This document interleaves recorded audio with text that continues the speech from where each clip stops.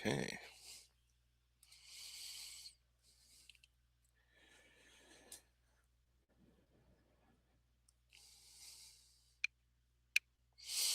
Starting soon. And here we are. Hello, everybody. Welcome back to Comics for All. Thank you for joining us wherever you are in the world. My name is Jameson. I am your host here at Comics for All. I'm a comics librarian. And at Comics for All, it's where comics, creativity, and community all connect. Today is Wednesday, April 1st. April Fool's Day, but no joke. We actually have a really cool guest today, obviously. Eisner Hall of Famer Stephen Bissette is here. So, Stephen, great to finally meet you. And how is your Wednesday going? I don't know. Am I the fool? But it's going well. It's going well, Jameson. And I guess it's a good day to be a fool because of the date and all. So thanks for inviting me aboard. Of course, I, welcome to I the. will give, however, correct and straight answers. If I prank you, I'll reveal all at the end. There we go. Well, as you can see, we're in a comics library behind us, so that's kind of the theme. So a couple reader centric questions to start us off. But what hooked you into comics as a reader? I've got an older brother. Shout out to my brother Rick. He's a fair bit older than I, about 6 years older than me. So there was a fair age gap, which means Rick had older friends. Yes. And my memory is where we grew up, my early years on Jackson Street in Essex Junction, Vermont, that Rick's best friends, or at least in the neighborhood, good friends, were the Stearns, who were just down the street from us, a couple of households away from us. So they had the coolest stack of comics I had ever seen in my little 3 and 4 year old life, and that's probably where I got turned on to comics. Is whatever was in on the porch at the Stearns household. Um, I remember seeing my first ever Star Spangled War stories with the War That Time Forgot. Ooh, there we Um, go. I've since pieced together a complete collection over the decades, but I'm pretty sure they had like the second or third installment in that run of comics with the Ross Andrew and Mike Esposito artwork and Bob Kanigher scripts. I didn't know that at the time, of course. There were no credits on the comics. Hmm. And so I think that's what first turned me on the comics. Also, we were in walking distance of a little shop called Towns Market, which was just across the railroad tracks from where we lived. There we go. And when I was old enough, I would go over there with my mom, and they had a spinner rack, and they had a really what seemed to me a pretty handsome magazine rack at my age. And I was able to pick out and buy one comic per visit. So that was kind of the start for me. Also, grew up in a military family. So Oh yeah. as soon as the crew cut wasn't looking crew cutty enough, off to the barbershop. And the barbershop always had the best comics, Yes. um, including comics I never would have bought. Like I'm sure I read every Superman and every adventure comics with Legion of Superheroes. And those weren't comics I would have bought for myself because I was Right. always more interested in the dinosaur and the monster comics. But I read every comic at the barbershop. And I think my dad used to drag us there. I don't think I'm exaggerating. Every 2 weeks, 3 weeks. So a lot of comics at the barbershop too. Love that. And then, kind of a follow up to that is, when did you have the realization for yourself? You're like, I want to be creative and work, as part of the people who make the comics. Um, well, I'll give a short answer to that. I mean, I've talked on other podcasts and elsewhere about um, next door neighbor Mitch Casey, who was my first best childhood friend, and Mitch drew the first comic I ever saw. But and that got me drawing, what we would now call mini comics. Yes. I don't think the idea really entered my head about wanting to join the professional community until my high school years. And it was born out of two things. One of them was my art school teacher in junior high and high school, Bill Cathy. Um, Shout out to Bill if he's paying attention to this. And he risked his job. He had seen my sketchbook, and he gave me a plain paper bag one day and said, open this up when you're by yourself. Don't tell anyone where you got it. I could lose my job. And it was Hmm. it was either Zap number 0 or Zap number 1. the Robert Crumb Underground comic, Mm-hmm. and it blew my mind. I realized at that point that all my life I'd been wearing blinders, that I only thought of comic books in terms of what I could buy off the newsstand or the magazine stand. And when I read that issue of Zap, and I read it and reread it and reread it and reread it, the Robert Crumb story Meatball, Oh yeah. I got hit with the meatball, and it was like, oh my God, any idea I have, if I've got the skill, I can draw. Um, so that was one of the tracks that led me to the decision you're asking about. The other track was my first love was cinema. I really wanted to make movies, but the Yes. technology available to someone my age in northern Vermont back in the 60s was silent Super 8mm film, you know, and I had a couple of friends, one in particular, Bill Hunter. We attempted to make movies, but it was almost impossible, right? You couldn't, there was no sound. You Oh couldn't man. ever Yeah. convince your friends to commit to a project. You could get people to work with you for maybe a day, maybe two. Um, and I also did a lot of a fair amount of theater when I was in junior high and especially high school. And it didn't take long for me to realize, like, putting on a stage production was a lot of work. It took two adults. Mm-hmm. David Keefe, our English teacher, was the director, and the woman who was our music teacher handled all the music. And there was money, there were costumes, after school rehearsals, building up to the big performance. And I realized that actually making a movie was going to take that kind of effort or more. Mm-hmm. And by this time, I mean, I'd been drawing pretty much since I was 3 and 4 years old. And at this point in time, by probably my freshman year or sophomore year in high school, is when it really began to sink in. I'm not going to be able to make movies. I'm not going to be able to put the stories I have in my head on a screen. But if I can perfect enough skill set, I could put them on paper. There you go. And all that would take would be paper and the drawing tools and me. I didn't have to convince anybody it was a good idea. I didn't have to convince people to show up. I didn't have to mobilize, any means, any money, any time beyond what I myself could put into it. And I think that was what really put me, on that road. And finally, Jameson, it was one comic story in particular. Uh-huh. Um, my my family had a grocery store, Bissette's Market. I used to put in long hours. A 40-hour week was a short week for me at the family store. So I had a lot of disposable income. I saved enough that I paid for 3 years of college out of my Wow. savings fund, right? That's when you could actually afford to do that. Yeah. And so I had disposable income. And once I discovered Bud Plant's mail order service, I Bud. would mail order every single underground comic or zine that Bud Literally about an listed. hour away from me. Oh man, So real that means close. you're living next to heaven, you know. Um, and it was one comic in particular, which I think I got through Bud Plant, although there were a few places in northern Vermont I could always buy underground comics. But it was Skull #6, and it was a single story in that one issue, written by Tom Veitch, late brother of Rick Veitch, and it was Mm-hmm. called A Gothic Tale. And the first half of the comic was drawn by Greg Irons, and the second half was drawn by Richard Corbett. And Oh. I already loved. I mean, Greg Irons is one of my all-time favorite comic artists. Period. And I always loved Richard Corben's work. Oh, Corbin's work is amazing. Well, A Gothic Tale, Part One, the end of Part One, so freaked me out that I dropped the comic on the floor. And the second I did that, my thought was, I want to do this.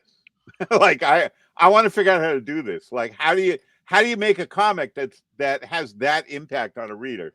I don't know, but I want to find out. I want to see if I can do it.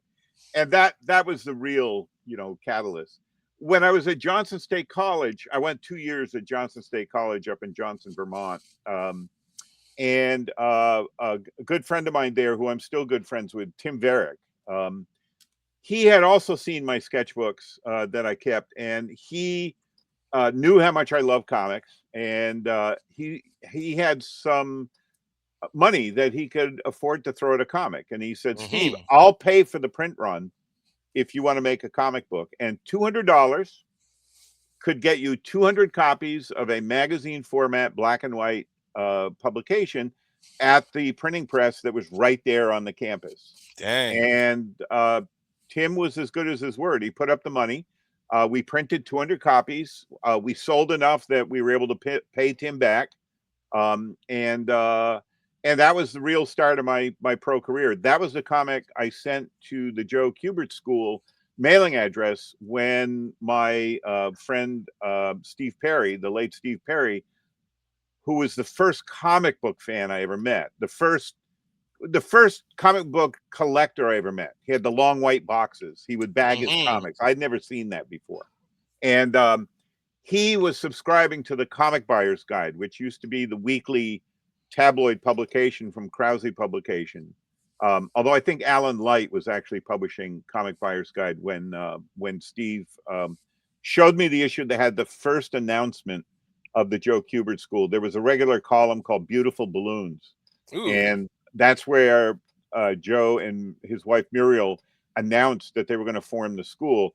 And Steve brought it to my attention. He said, "You're wasting your time here at Johnson State College. This is where you need to be." And it was that comic book that Tim Varick had paid for the print run on, Abyss #1, that I mailed to Joe and Muriel as my portfolio. And that's what got me into Joe Kubert School. Oh, wow. Love that. Kind of another reader centric question. What's the best thing you've read or something that's been memorable to you, comic, prose, or otherwise that stood out to you? I have in front of me, and I take it you're asking for recent comics. Doesn't have Uh, to be recent at all. No. it doesn't. Well, let me go over some recent, and then I'll tell you I mean, Skull #6 in terms of what stuck with me. But also, my favorite comic as a kid was the Dell comic Kona, Kona, Monarch of Monster Isle. Had Mm. a number of writers. There were at least 3 different writers over the run of the book. I think it went 21 issues. But the artwork was Sam Glanzman, and Sam was my first favorite comic book artist. It would be Sam Glanzman, Joe Kubert, Greg Irons. Okay. That's my holy trinity. But in terms of more recent comics, I grabbed out of my stacks what I had just recently read and dug. Yes. Alec Longstreth's Phase 7 is one of my favorite zines. It's a comic format zine at www.phase7comics.com. Alec gets an issue out, I think 2 a year at this point, and I love it. I've got a pretty full run of those. I'm blown away that Bill Griffith, the creator of Zippy the Pinhead, Yep. is doing as many amazing graphic novels as he's doing. And the most recent one I read was The Buildings Are Barking, Diane Newman in memoriam, and that's his late wife, Diane Newman, and that is a terrific graphic novel. I read a lot of work from the Center for Cartoon Studies alumni and faculty members. Yes. And full disclosure, Alec Longstreth and I co-taught at CCS for quite a number of years. But there's a lot of young cartoonists I meet online or via email or Facebook. And one of them, Abu Aman Pal, who was born and raised and lived in India. He's in the UK right now. He just put out his first publication. It's called Rana Bana, and it's terrific. He mailed me a copy from the UK, and Nice. that's one of my current favorites. But to tap the stuff anybody out there can find, I really love the collaborative work of Harold Schechter and Eric Powell. Oh, I always yeah. enjoyed the Goon, but the work that Eric Powell and writer Harold Schechter are doing right now is brilliant stuff. They just put out a new graphic novel in the last year and a half on Dr. Frederick Wortham. And Hmm. that prompted me to go back and reread their prior collaboration, Did You Hear What Eddie Gein Done? I Yes. love their work. And That was crazy good. And then oh yeah, I think the and TV show they did is actually based off of the graphic novel, I yeah, well, believe. the graphic novel is a lot better than the TV show. A That's lot what I've better. heard. And I'm an Ed Gein, fanatic going way back. I wrote a book on cannibal movies back in 1989. So Hmm. But I think what Harold and Eric did is phenomenal. And Harold Schechter is one of the writers I've been reading for quite a while. He's written a lot of books on pop culture, a lot of true crime biographies, a terrific writer in the field. But seeing him collaborate with Eric is just mind blowing. My current favorite of the brand new graphic novels I've picked up, Charles Foreman is doing a new serialized graphic novel called Ex Utero. And he's got 3 volumes out so far. And this, along with Junji Ito's work, is like my current favorite horror stuff. If any of you out there are into horror comics, track down and get copies of Ex Utero. Let me see if I've got the. Yeah, it's published by the Mansion Press. So Mansion you want Press. to go Okay. to the mansionpress.com. That's where I order them as they come out. It's terrific. And I also love Junji Ito's work. I Like just this week got in the new. everything he does is like gold. Well, I shouldn't say that because, like anybody who's putting out that volume of work, I mean, Statues is the brand new hardcover collection that I pre-ordered it when it was available and it just arrived this week and I devoured it in a couple of mornings. And this is a body of work from 2013.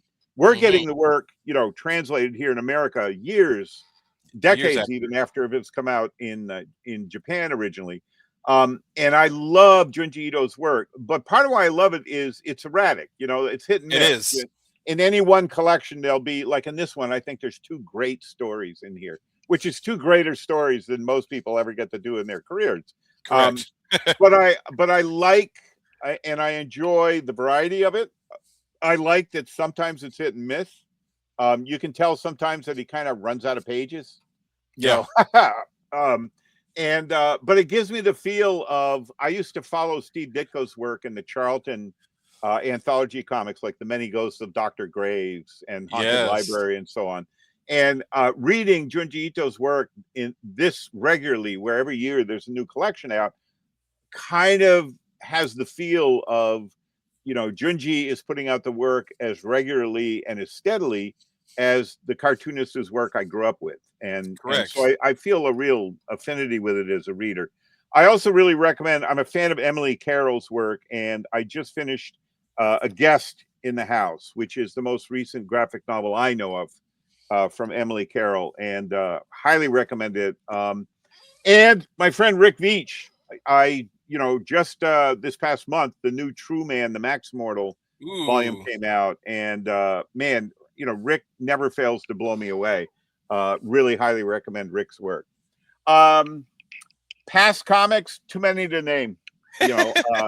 For 15 years, when I was teaching at the Center for Cartoon Studies, the best comics I was reading during that 15 years, and I'm not brown nosing here, was the work by the students. Absolutely, I And bet. that was just phenomenal.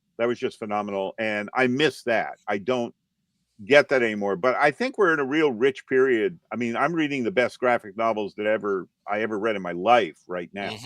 And they just keep coming. I mean, there's too many to keep track of, and there's too much to buy. There is, and that's where libraries like to come into. We're kind of that second space. Your LCS is going to have a lot of this stuff, but we're going to have more kind of a wonderful back catalog to choose from of material, especially things like Tyrant getting put in deluxe editions, and a lot of things like that getting put that libraries can purchase, which I'm really excited for. Well, yeah, and I deliberately did not go digging through. I mean, I buy a lot of reprint collections, and we could just talk Same, about that. all my omnibus editions here. Yeah, and I just got in the collected Savage Tales, the Marvel black and white magazine that Larry Yeah. Hama edited back in the 80s and 90s. And whether it's the latest collection of Steve Ditko and Joe Gill's work that's being collected by Robin Snyder, or whether it's these Marvel collections that Fantagraphics is putting out these days. Yes. I'm buying a lot of paperback collections of fanzines that are finally being collected and made available as print on demand. It's like access to chapters of fanzine history from the 60s and 70s. That work isn't accessible unless you fortunately kept a collection. Right. We're we're in a bounty of riches right now. Well, that And I'm ties right glad in. like libraries like yours exist. That's right. And that ties right into my next question, which is kind of you've had a career that spans, like you touched on, teaching, delving into horror, underground comics, and kind of publishing. What is, with all that, experience behind you, what excites you about comics right now and going forward? Right now, it's just that there's so few gatekeepers, and I know Hmm. there's a lot of. I mean, I communicate with a number of people who are frustrated that they're having a hard time getting their foot in the door, and I try Yeah, to convince them, like, you're having a hard time getting your foot in the door if you want to be published by Heavy Metal or Dark Horse or somebody, but just make work exist and get it out there. correct. A lot of the students who came in the door at the Center for Cartoon Studies came in with larger readerships than I think I've ever had. That already had a following with their online comics work, with their Patreon followers and so on. And that is in the realm of digital comics. And of course, as Yes, you know, many digital comics present the work initially online, but then prepare collected editions in print. Um, but you know, I'm excited right now just because there's like no lid, there's like no glass ceiling. The no, there isn't. sky's the limit. When I entered the field in the mid '70s, it had narrowed to superheroes being just about the only commercially viable genre. There was some comics still being published in other genres, and certain publishers like Archie and Harvey, who had their Hmm. own genres that they functioned within for younger readers. Right. Um, but it's changed so dramatically. Anything anyone can conceive right now and get on paper can be published and is being published. So I find that really remarkable, and I find that really exciting. I do understand the frustration of those who want to. Part of it's a craving for mainstream recognition and success, and I understand that. Yeah, I was certainly groomed for that at the Kubert School. That's what we were taught to pursue, and I definitely count myself lucky that I was in a generation that got a taste of that with the work on Swamp Thing. But Swamp Thing was a pretty fringe title when we were doing it. it was. We never earned royalties off the comic. I mean, we weren't selling sufficient numbers to be getting anything other than our flat page rate at that time. Um, but I do understand the frustration. At the same time, you're wearing blinders similarly to those I wore before I read Meatball. You know, Yep.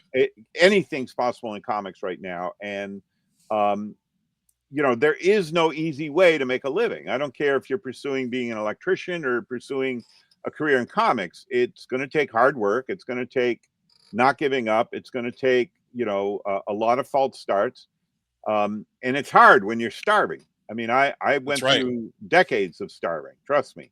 And when you freelance, it's feast or famine.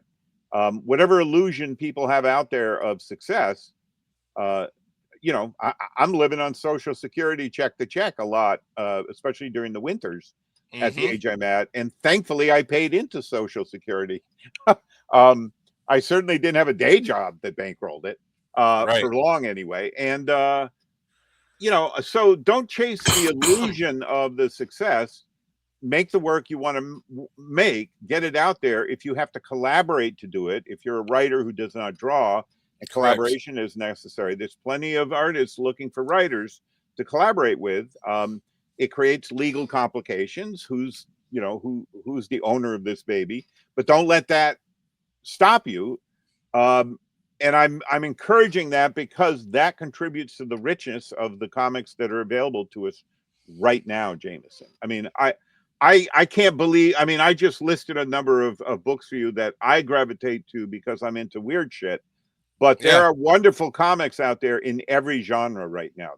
I cannot remember a time in my lifetime when there was this diversity of comics. And for me, that's the inspiration for the name of this channel. No, comics with an X, for all, because I feel like right now there is a comic out there for everyone, regardless if you're even into comics. Exactly, exactly. In a way, we've arrived at a generation where I suspect there's more people drawing comics than there are people reading comics at times, Probably right? so. Yeah. Because we're in a we're in a very interesting era right now because I mean, just look at what you and I are talking on right now via this platform. Platform. Yeah, Anybody who's working with a digital device day to day, whether it be a handheld digital device or a laptop or whatever, you are more versed in the integration of text and images than any previous generation. And there's downsides to that as well as upsides. But what absolutely. this means is we are in a generation right now that's more literate in being able to read the combination of text and imagery than any generation before. And that's what comics is all about.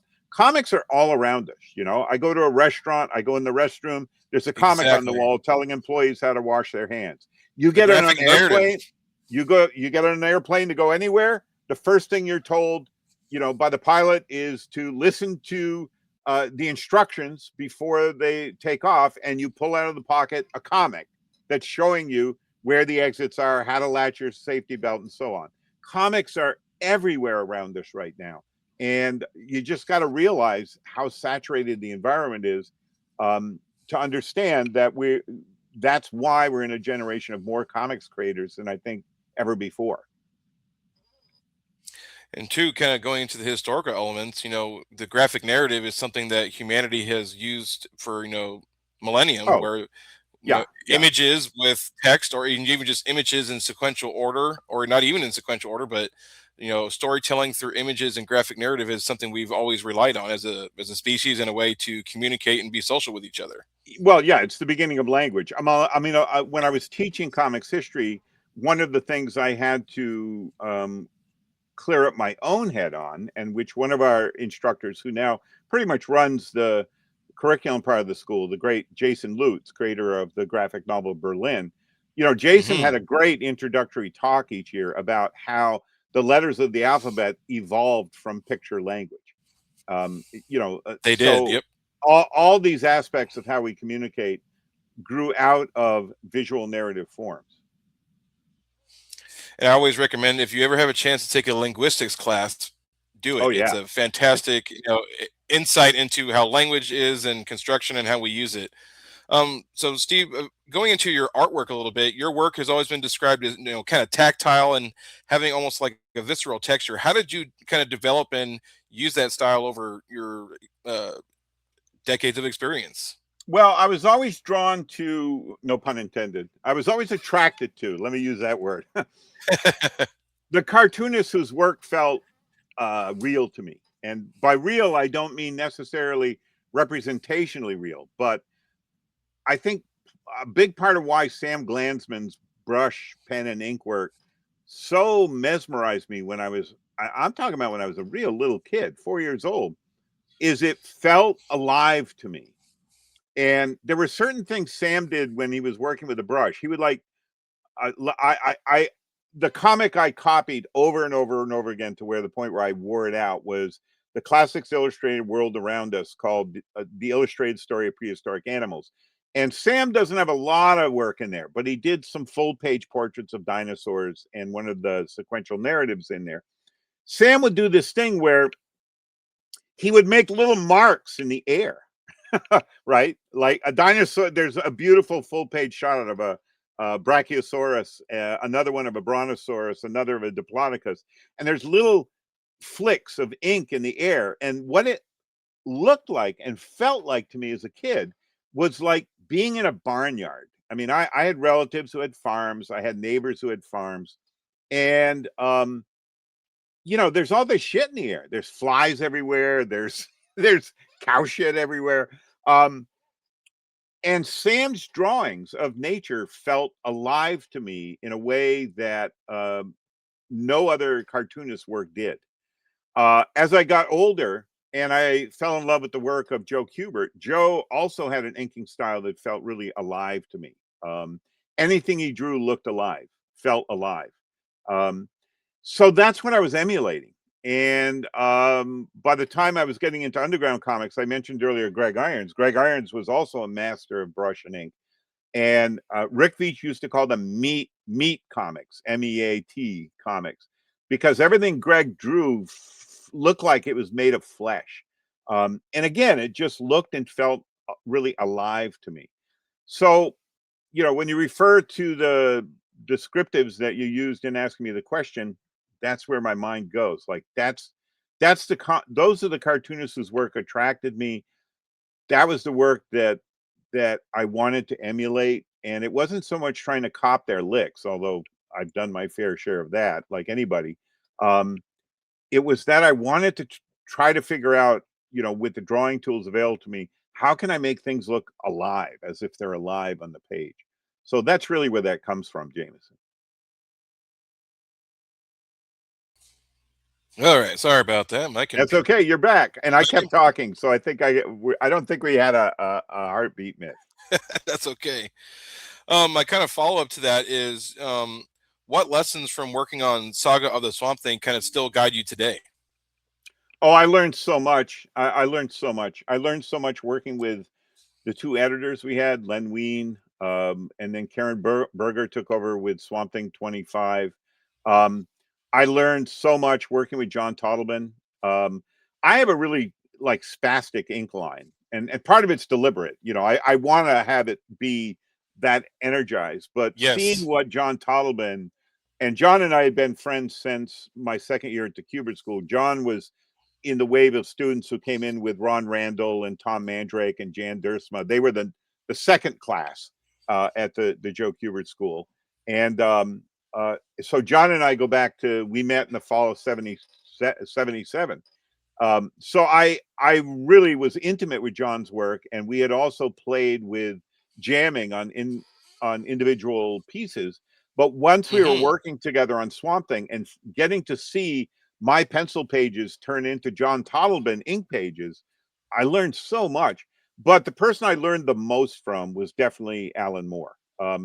Learning how to write at the level that Alan Moore was writing at right from his first issue of Swamp Thing,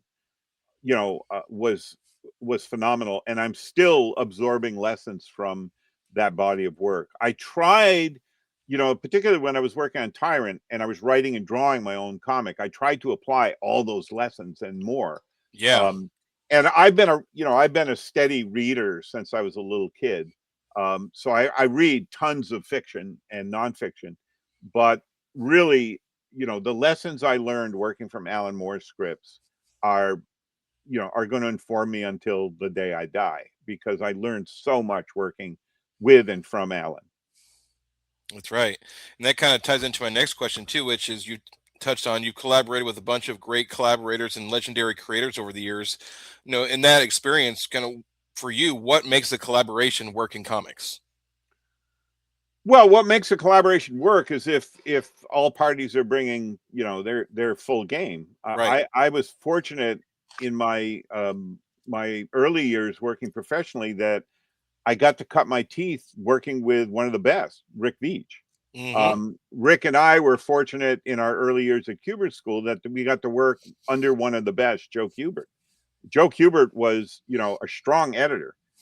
He was not shy about, making sure that you, whatever you had done, whatever you had put on the page could be better, and Joe would walk you through how it could be better. Correct. And there were other editors who had a softer touch. Archie Goodwin is one of the best editors I ever got to work with. I only got to work with Archie once or twice. Rick Veitch worked extensively with Archie. I mean, Rick was in every issue of Epic Illustrated and also did two, perhaps more graphic novels in serialized form under Archie Goodwin. And Aha. Archie, being able to work under Joe and then Archie was phenomenal. Um, so, when you ask about what can be learned from a collaboration or what makes a good collaboration, it's your chemistry with your creative partner. I never did particularly well with the kind of work where you're handed a script from a writer you're never going to meet, and you're just to take the script, get it down on paper in either pencil form or fully, illustrated. The work I was doing at Marvel for magazines like Bizarre Adventures, I was doing full artwork on those. Um, Hmm. I enjoyed the work. I always gave it my best, but I wasn't enjoying the chemistry I had with Rick Veitch, where Rick and I would really brainstorm. I mean, Rick and I, whether we knew it innately before we met one another, or whether it's something we really cultivated and nurtured, we really knew how to brainstorm, where you put down every idea you have Yeah. and then you triage, right? You are unafraid to put down every wacky, insane, screwy idea you got, and then you kind of apply the filter and go, okay, what's best Correct. out of this? How do we turn this into something, shape it? So many people, in a collaboration get fixated on, no, it's my way or the highway, or, whatever you think is best. And both of those are sort of the wrong end of the pole. A Agreed. true creative collaboration is where there's a chemistry between the partners and everybody's bringing their best game to it. And I've been lucky to enjoy that more than once. The creative chemistry Rick Beach and I had during our creative burnouts period. We did a whole procession of stories together. The creative chemistry that John Toddleman and I, dumb lucked into once Alan Moore was brought into Saga of the Swamp Thing by editor Len Wein. Um, we were all on the same page. We all wanted to do roughly the same thing and go in the same directions with our collaborative work. And that was a unique chemistry. And Yeah. even where we weren't totally on board with one another, we still made it work. I would call in Rick Beach for help whenever Alan wrote the Justice League into Swamp Thing, because I fucking hate superheroes, pardon my French. That's okay. But I also got to taste that creative chemistry again when Jim Valentino, the creator of Normal Man, reached out to me through Larry Marder, the creator of Bean World, and asked if Alan Moore might want to collaborate with myself on something for Image Comics. And I knew that if it was just me, I would never get the work done. And my first phone call with Jim, I said, well, if Rick Veach is into it, we'll reach out to Alan. And Rick was into it. It was the right time for both of us. We needed to switch gears from the work we'd been doing. And once Rick and I thought, yeah, this is something we'd be willing to do, then we reached out to Alan Moore. And it was at a time where Alan could not take on another project. And Rick and I had worked together long enough earlier on that we were able to then say to Alan, well, you don't have to write full scripts. Like, if you want to plot it, we'll work Marvel method. We'll There we do go. full pencils. We'll fax them to you, and then you can dialogue. We wanted to keep it light and fun for Alan as best as possible. He could not take on another task at that time with the work he was committed to. He was writing his first novel. He was doing From Hell, which was ambitious serialized graphic novel with Eddie Yep. Campbell. He was doing Lost Girls, another ambitious serialized graphic novel with Melinda Gebbie. He just could not take on any more work. And pitching the idea of extending our creative chemistry into trying to do this superhero series was something we all decided, okay, let's give it a go. And then after that, especially after the breakdown of the 1963 annual, I really wanted to be done with collaboration, but only because I had so thoroughly enjoyed the fruits of really fertile, wonderful collaboration. By the time I was beginning work on Tyrant, I just wanted to see what I could do selfishly. Yes. What am I capable of? What can I do? And I also didn't want to go through any more collaborative efforts at that time. I'd been doing it my entire freelance career, and I really wanted to see, okay, what can I do? And Tyrant was me kind of proving to myself, well, I guess I'm capable of this. Love that. And that goes right into our spotlight on Tyrant. We're going to spend a couple minutes talking on that. So for like the intent of doing a collected edition is to help get reach some of the newer readers and the longtime fans that have been out there waiting for a collected edition. But how would you describe, Steve, what Tyrant is in your own words? Well, originally the plan with Tyrant was to, take on a 15 to 20 year serialized comic that would present the birth, life, and death of a Tyrannosaurus Rex. What I ended up being able to accomplish prior to the collapse of the direct sale market and the collapse of my first marriage was the birth of a Tyrannosaurus Rex. Mm-hmm. So, so that's what Tyrant was to be. My goal was to tell the entire life story of this magnificent animal as believably as possible, as rooted in the factual fossil record as possible, Yeah. given the understanding of the paleontological community in the mid 1990s when I started work. Paleontology is an ever changing science because there's always new fossil discoveries, there's always new ways of analyzing the fossil record that we have, there's always new discoveries from the current generation of paleontologists looking at unexamined fossils that have been excavated over a century ago. Mm-hmm. Um, but within what was available to me information wise, I really wanted to do my best to immerse myself and immerse you, the reader, in what life may have been like over 70 million years ago on what is now called the continent of North America. Um, that was the goal. What I managed to get done was 4 issues of Tyrant, bringing us right up to the point where the little baby T Rex is emerging from its egg, and then the plug got pulled. I pulled Mm-hmm. the plug. And that's what the collected edition is.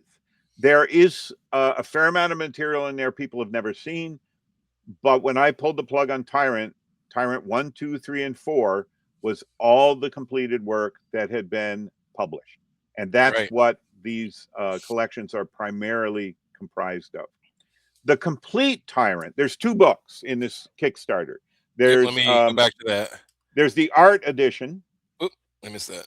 There Yeah, we go. there's the original art edition, in which scans have been done from the available original art, which is all but 3 pages. There's 3 pages I'm still looking for, Jameson. They're here somewhere. I haven't laid hands on them yet, but every other page has been scanned. Um, and Jim Rugg, working under instructions from Sean Michael Robinson, under the guidance of Sean, is going to be putting together the finest original art edition possible. This is as close as anyone can get to holding the original art pages in your hand. And the work that Jim has done design wise is just mind blowing. I mean, Oh yeah. I can't wait to see this book. Me too. The other book, which is called The Complete Tyrant, it contains everything that's in the original art edition in a slightly smaller omnibus format, the Mm-hmm. hardcover omnibus format. The original art edition is the size of the original pages. The image area is 10 by 15 with, a full inch to inch and a half margin all the way around. The complete Tyrant will be all the pages that's in the original art edition, plus all the paste up boards to all the back matter that I published in Tyrant. Every issue of Tyrant had additional text pages, reviews of dinosaur comics, dinosaur movies, There we go. articles by paleontologists. The Gizzard. Every issue had a section called the Gizzard, which was essentially the index to that issue, the appendix to that issue. What were my research materials? What was I working from? What is it you're looking at on that comic page? That's right.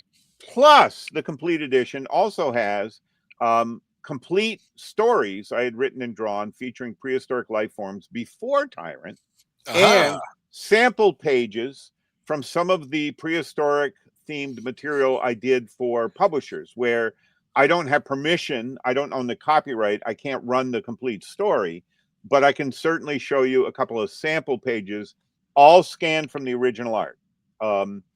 And I had done some pretty interesting stuff involving dinosaurs, everything from um, a story called Scraps for the fanzine Third Rail around 1980 to a sample page, My Pencils and Plot, Bob Oxner inks, Robert Loren Fleming script for Keith Giffen and Robert Loren Fleming's Ambush Bug. I did a 5 page parody of The War That Time Forgot in there.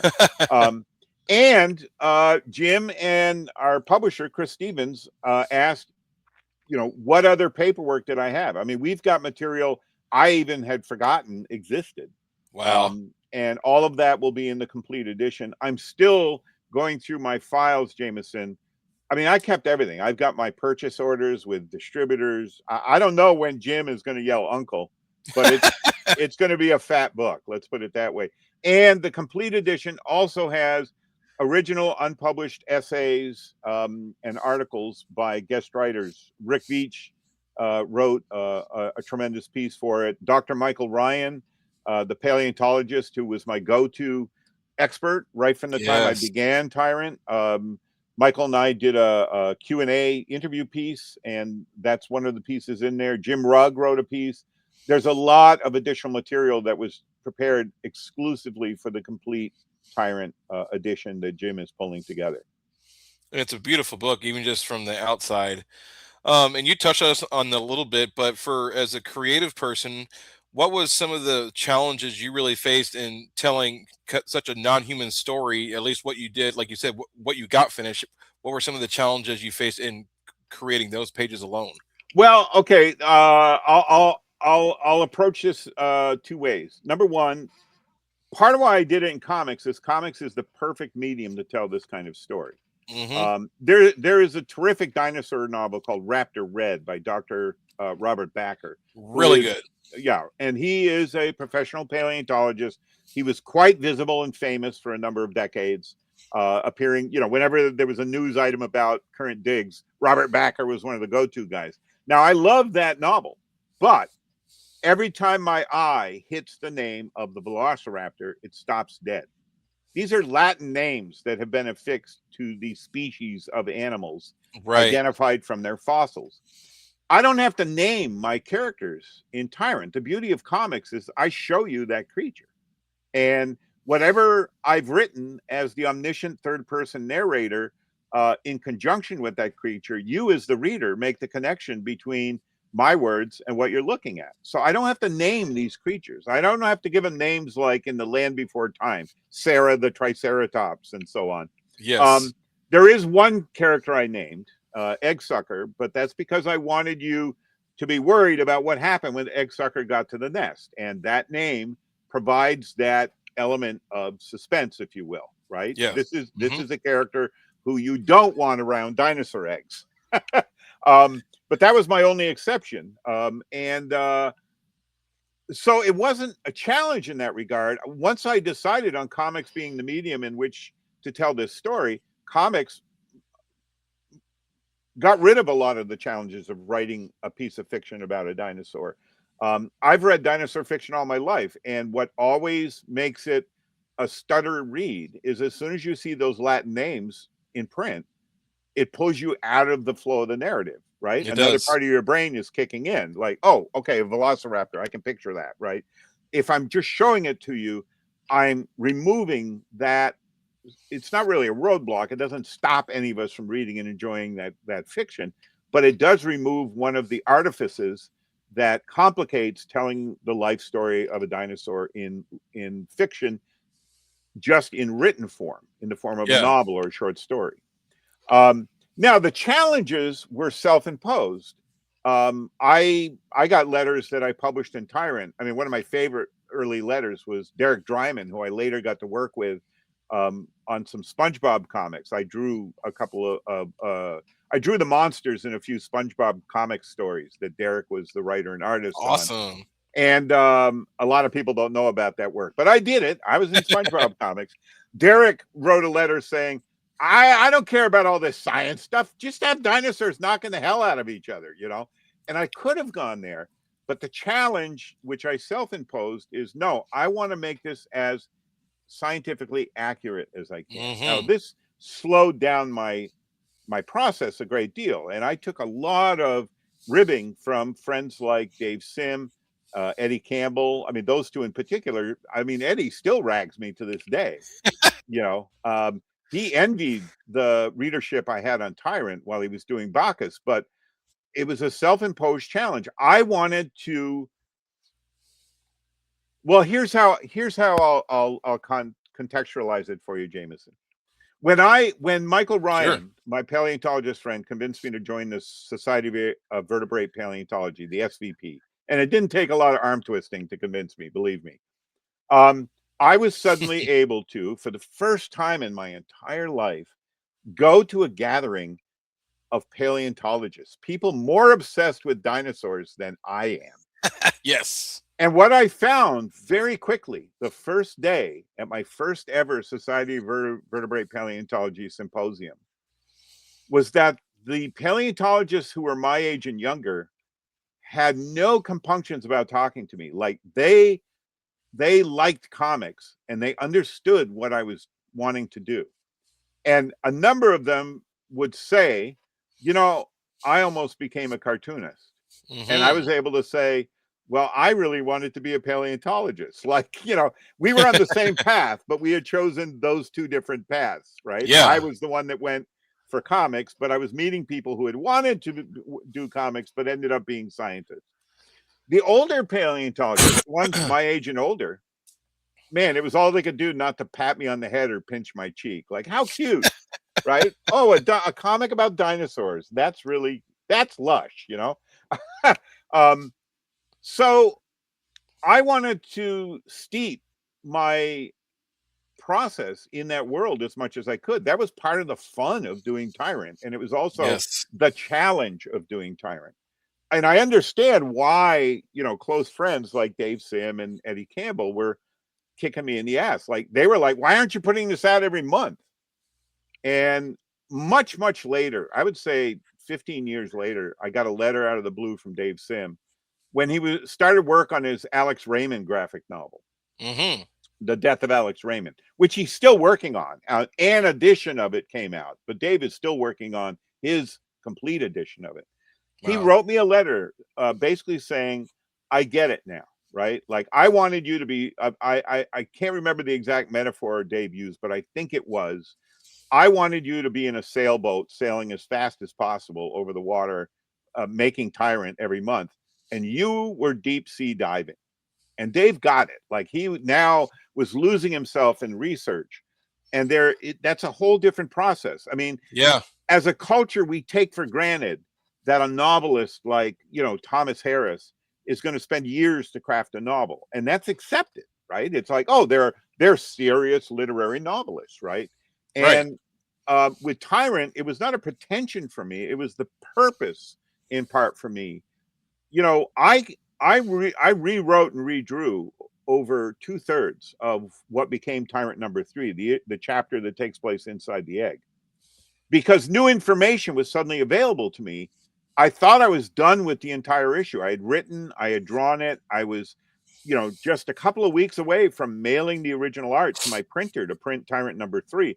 And Right. new information fell into my hands, including the first ever English book on dinosaur eggs. It was called Dinosaur Eggs. And it it showed me that, oh, I got a lot of this wrong. You know, I was extrapolating from bird and reptile embryology, particularly um, chickens and alligators. Right, I had Right. studied the embryology of birds and reptiles, and I had kind of fantasized, extrapolated as best I could what might have been the development of a Tyrannosaurus Rex embryo. We still haven't found, to my knowledge, a T Rex nest. I don't Um, think so. No. it has come out, you know, more recently in paleontological circles. What used to be called nano tyrannosaurs are now understood to be juvenile tyrannosauruses, not a separate species, a dwarf species. These are just younger T Rexes. Um, but suddenly I had all this new information, some of which Michael Ryan had provided to me. And I looked at the work I'd done and I went, I got to rework this. And, you know, that page you're showing right now on the left is from that entire issue that takes place inside the egg. It's one of the most hallucinogenic things I've ever drawn. But I really wanted the reader to understand that an egg in and of itself is a life form, an Yes. organism in and of itself. It has its own life cycle. The culmination of the life cycle is the full development of what was once an embryo inside the egg, finally reaching the point where it can hatch and move into the outside world. And getting the new information that I got meant, okay, I got to rewrite and redraw most of this issue. And I did. I just, because I was self publishing, the only person I was hurting was myself. Right. I understand the frustration of readers, right? It's like, I wish I was getting it out every month too. But the work that you saw on every page was absolutely the best I could do. And it was absolutely the most informed uh, draft of that chapter that I could possibly do. And that was important to me. That was the challenge when you use the word challenge. can I do this? And in doing my best, can I also make it as accurate as possible? Um, and to anyone who just wanted a regular serialized dinosaur comic, I get their frustration. But I wasn't drawing Reptilicus. I wasn't doing Yes. the Gorgo comic I might have loved to have done as a kid. I was doing Tyrant. It was a different creature altogether. I was trying to do something I'd never read in comics. Absolutely. And I think that definitely shows. And this is kind of a great kind of follow-up question too. Now that the collected edition is actually going to come to fruition, there is still 2 weeks left in the Kickstarter.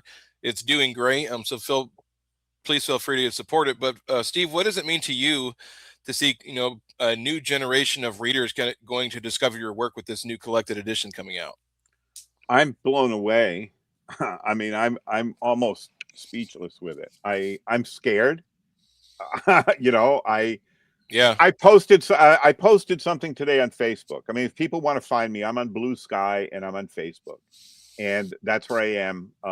I used to write a regular blog every day, and then for a time it was a weekly blog. That's still up at My Rant.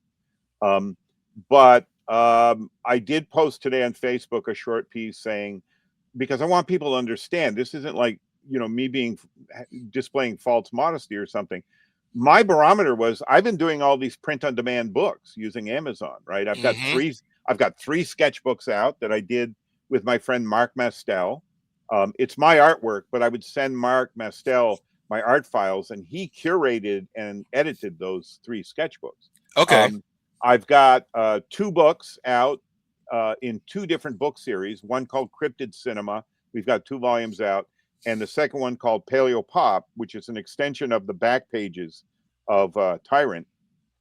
And I'm doing those with Tim Paxton, who's the book Ah. designer and co-editor on those. Um, I look at my sale. I mean, to date of my latest sketchbook, In the Mood for Monsters, which just got nominated for a Rondo Award, which I'm very honored that it got nominated. But I have sold 11 copies.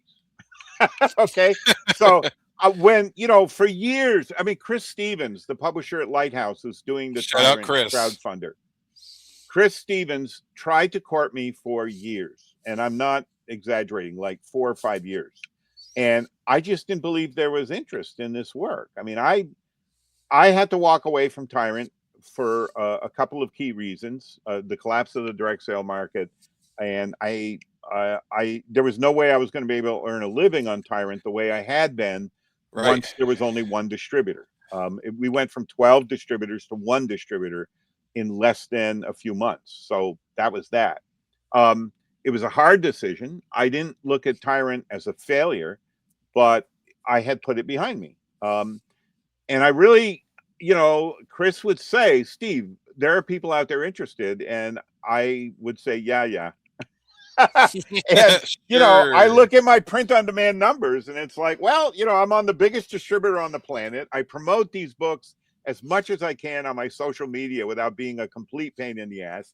Yep. And I've sold 11 copies of my new book. Like, I didn't think there was going to, so I am, this isn't like glib, trippy hippie talk. I'm blown away. This is mind blowing.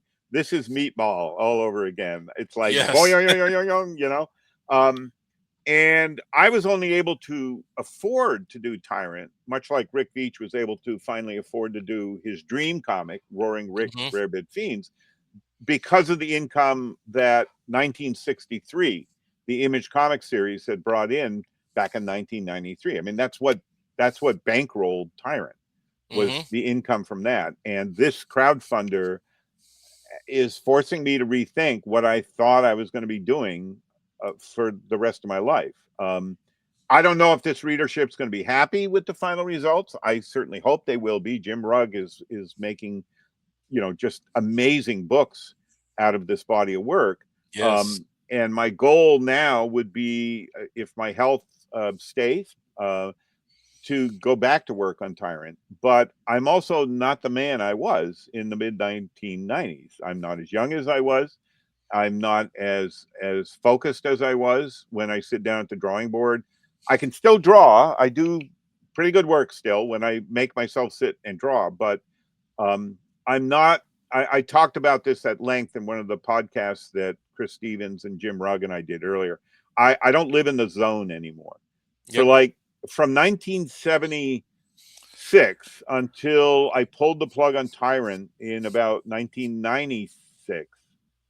So for 2 decades, I lived in the zone where even with everything else going on in my life, getting married, being Mm-hmm. in love, having kids, juggling occasionally sprints of day jobs to make ends meet. I was always in the zone. I was always, always, always thinking about the creative work that was either on the boards or going to be on the boards. I was always in that zone. And when I stopped work on Tyrant, I knocked myself out of the zone. And I don't know if I can get back there. I'm going to try to. It's a sweet place to live, let me tell you. Oh yeah. When if this earns enough that for a year or two I don't have to worry about paying mortgage, covering monthly bills, eating, living, if we still have a world, it would be nice to just focus on Tyrant again for a time at my drawing board. So maybe more will come out of it. But this Kickstarter, to answer your question in one sentence, has me rethinking everything in a good way. In a good way. Well, perfect, because that goes right into my next question for you is, um, is there anything, with the Kickstarter, has it kicked you into thinking of, is there still things you'd like to explore creatively, Tyrant or otherwise, that you'd like to explore? Well, I've always, I've never stopped. I mean, a lot of people in comics, because I haven't been visible in the comics arena, they think I'm gone, and I'm not. I mean, I write all the time. I write articles for magazines. I've written and co-written entire books. Yes. A few years ago, I put out I authored a 700-page book on David Cronenberg's 1979 classic film, The Brood. Um, Hmm. I've got these new book series I mentioned a few moments ago that I've done with Tim Paxton. I've always kept myself drawing, sometimes in fits and bursts, but the sketchbooks I'm doing with Mark Mastel. If people just want to see my monster drawings, go buy the sketchbooks. They're, There you go. they're cover to cover monster drawings. Um, Creatively, I've always kept busy, and I've also fallen into a new freelance career, Jameson, which is I do a lot of bonus features for Blu-ray and 4K releases of movies I really love. Ooh, Some of these are movies that I saw when I was younger and I've loved for ages. Some of these are movies that have just been discovered that I'd never seen before. One of the most recent commentary tracks I did was for a Hungarian 1940s science fiction time travel film called Sirius, spelled wow. like the dog star, Sirius, with a Z because it's Hungarian. So, when I'm approached with a project like that by good folks like Craig Rogers and Dennis Bartok at Deaf Crocodile, that's really invigorating for me at my age to I want to learn everything I can about this and, put together a full commentary track about where this film came from, who are these people who made it, Yeah. how does this film play now? How did it perhaps play when it was new? So I've done hundreds of those. When I put together the recent book series I've been doing is Paleo Pop. And this is the first book series where I ever decided, okay, I'm an author. Let me do the page that writers always do of, what other books have I done? And when I thought about it, since Paleo Pop is based on the Tyrant Media Guide, I figured, well, why don't I list, the work I've done for Blu-rays and DVDs? Well, I have one Why not? page of published work of as an author and as a comics artist, and I have 3 full pages, 8-point type of the work I've done for Blu-ray and 4K films. I mean, Holy I've done smokes. a ton of work. And this was the first time I ever put together that kind of Put a it all list. together. And I was like, oh my God. And I'm Wow. still doing that work to this day. My good friend Tim Lucas and I have done a number of video bonus features where we talk just the way you and I are talking right now. And we're about to do a new one for the Hammer film, X the Unknown, a science fiction film from 1956. And Hmm. a little later this month, we're doing another one for Russian filmmaker Alexander Patushko's classic Scarlet Sails. Ooh. And and this is work I don't go looking for. It has arrived. I'm very thankful for it because it's work I can do that has a creative component to it. Right. But this Kickstarter has me deciding, okay, I'm gonna get myself back in the drawing studio and figure out a way to make sure that I get my hands back into comics, because it's obvious. Rick Veitch has been saying it to me for ages. My friends like Mike Dobbs and Mark Mastel have been kicking me in the head for 30, 40 years. Like, Bissette, you need to do more comics. The weird thing is I'm into all kinds of stuff, Jameson, and all of it makes me feel productive, and all of it I think is worth doing, or I wouldn't do it. That's right.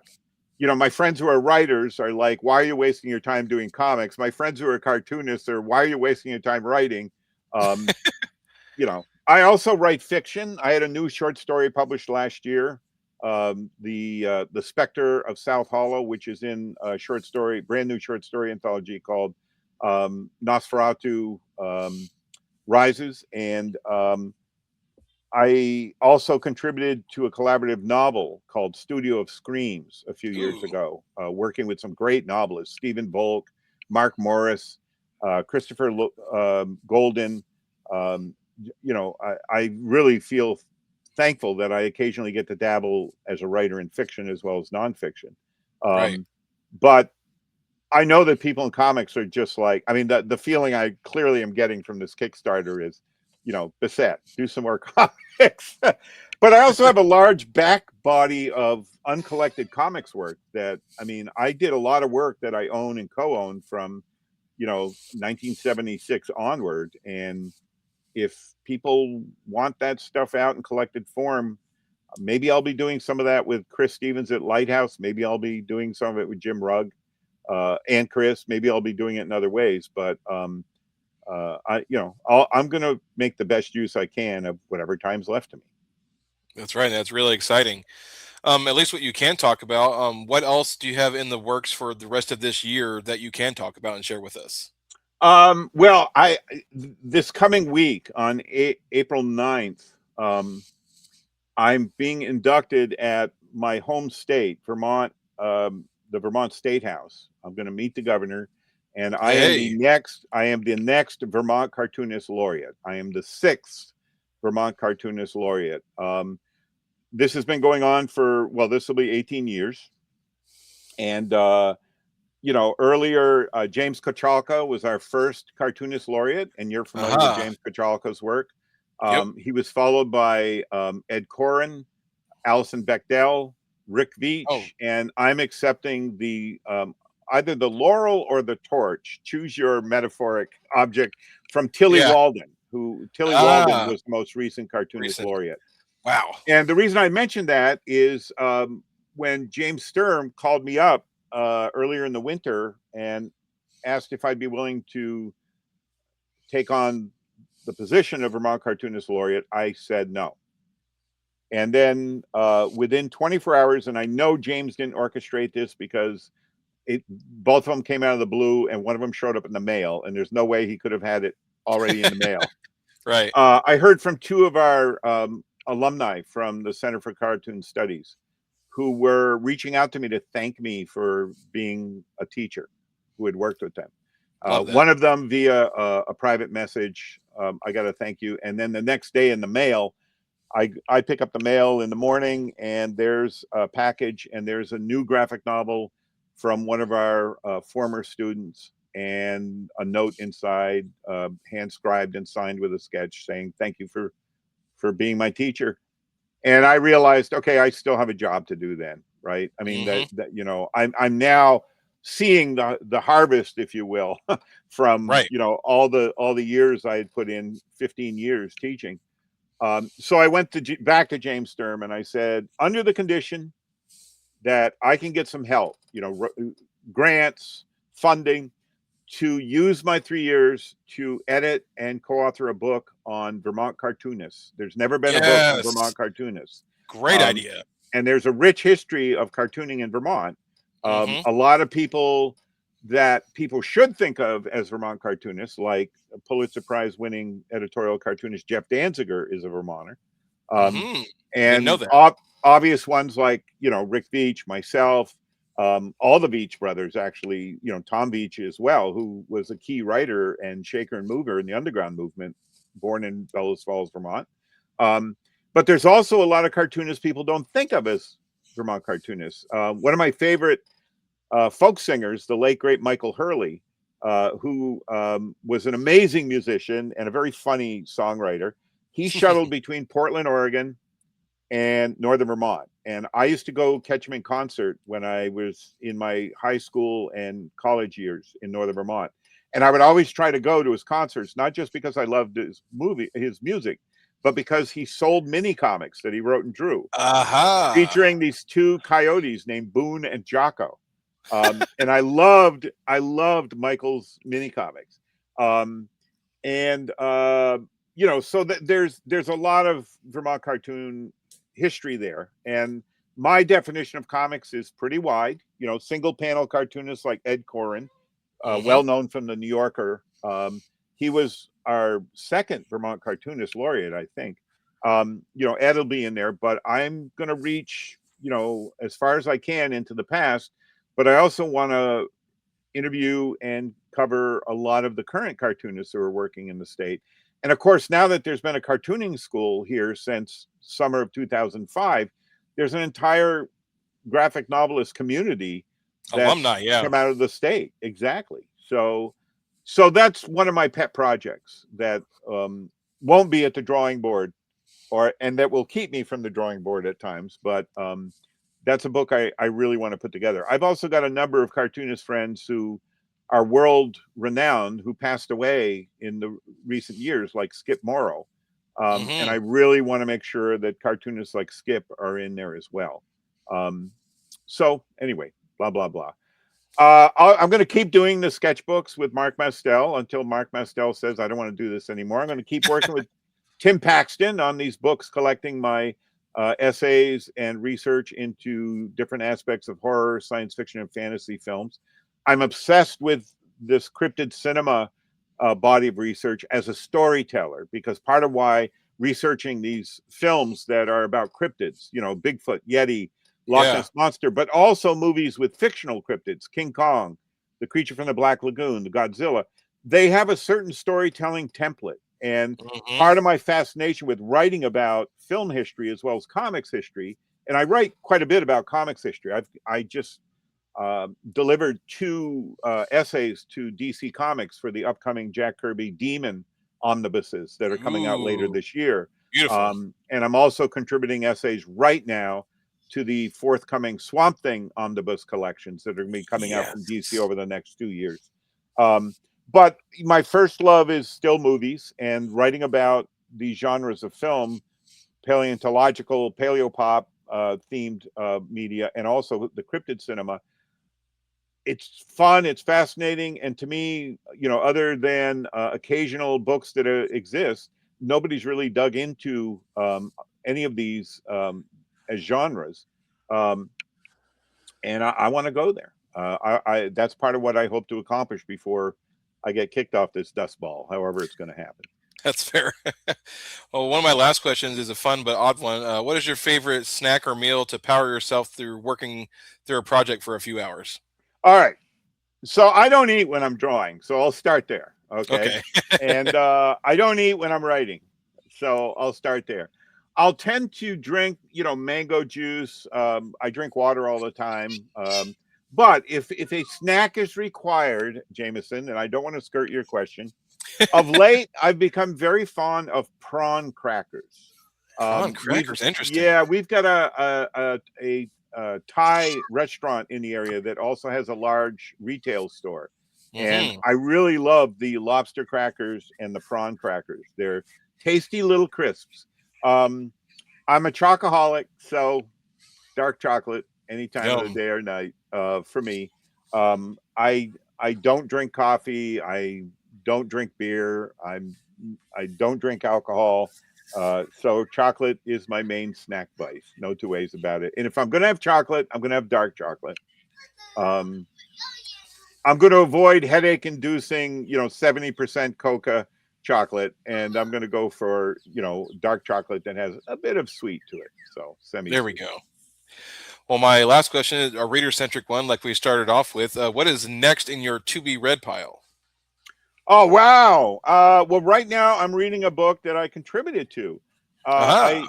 I Kayla Janice and Clint Enns just completed and published a new book called Truth and Soul, a Robert Downey Sr. reader. Robert Downey Sr. is Robert Downey Jr.'s father, who was a filmmaker. I first saw his films, his early underground films, and then he had a big hit in the late '60s with a comedy called Putney Swope, where Huh.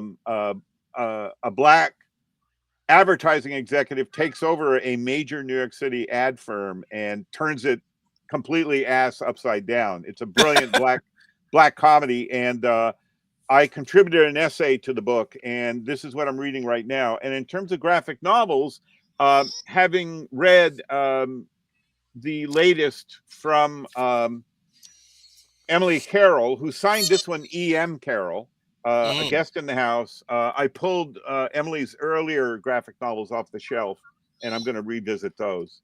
Um, and I'm sure because I just finished this morning reading Statues, the latest Junji Ito collection, I'm Hmm. probably going to go back and reread Uzumaki, which is my all-time favorite Junji Ito graphic novel. No two ways about it. Um, Love that. I read like 5-6 books a week, so Same. I'm I read on a a ton. Guy N. Smith kick right now. There was a British writer of pulp horror novels named Guy N. Smith.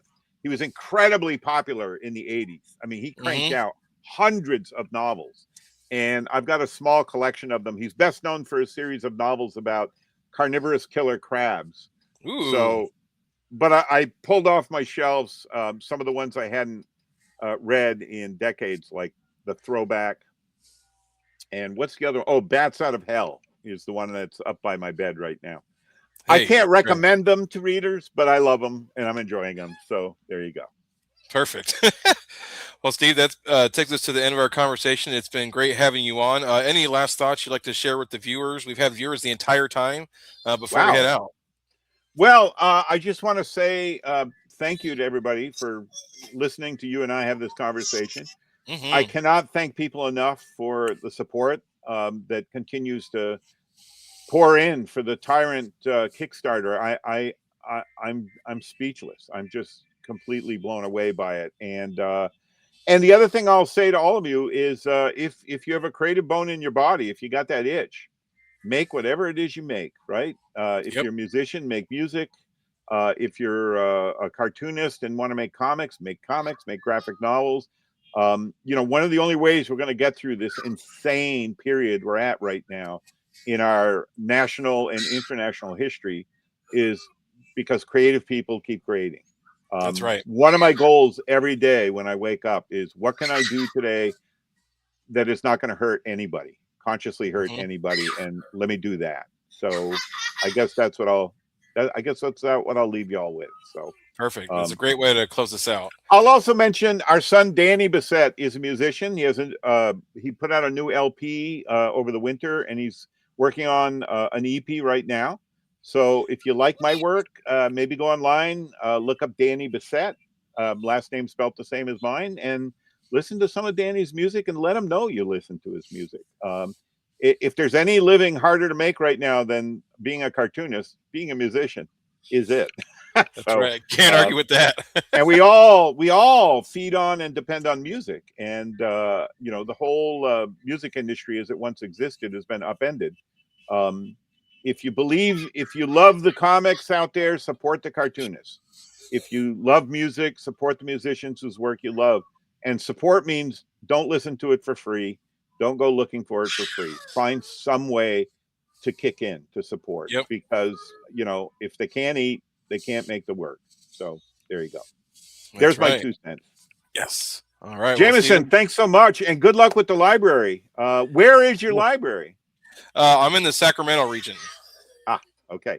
And is it a physical library people can go to? Like if I'm in Sacramento, can I find your library? Yeah, there's 28 libraries in the county system wide, so you can visit any of the 28. It's great. Excellent. Excellent. Oh, and I should move my head. What's behind me There we go.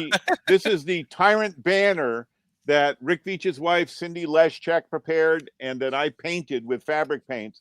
This is from the mid 1990s. This is the banner I used to hang up behind me at conventions Wow. back in the 90s. So there you That's go. fantastic. Okay. All right. Everybody Jameson, out there. thanks for having me on. Of course. Everybody out there, thanks for sticking with us. This has been Comics for All, where comics, creativity, and community all connect, and we will see you next time. Take See you care. next time. Take care, all.